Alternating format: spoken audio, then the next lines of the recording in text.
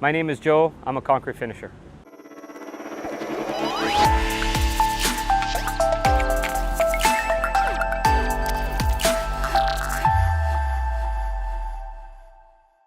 Concrete and construction in the road sector where I work, we usually use it for curbs, sidewalks, patios, slabs, anything with concrete. Well, my responsibilities would be, first you find out what you're doing. If you're doing curbs, sidewalks, patio, or whatnot.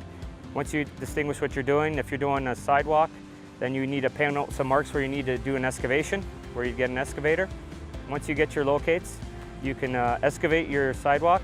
Once your excavation is done, you set some string lines on the width of how wide you're doing your sidewalk. Usually they're 1.5 meters wide. So once you set your string lines, you put in your forms, which are 2x6s, to support your sidewalks, and you drive in some pins to hold them in place and at the right height.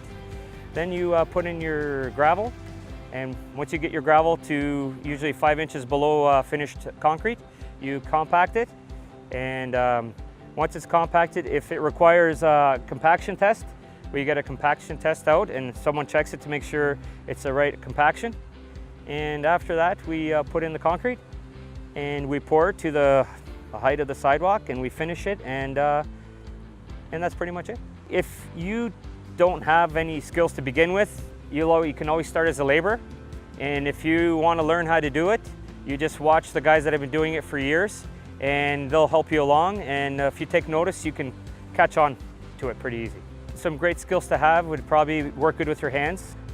At, shaping concrete, seeing envisioning what it's supposed to look like before it's even done. If you can grasp that, then you'll do really well. The salary expectations, depending on if you work union or non-union and how many hours you put in a year, be roughly between 60 to 100,000.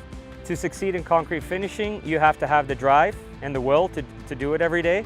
You have to have passion for it. You have to be willing to step out of your comfort zone and take on different challenges.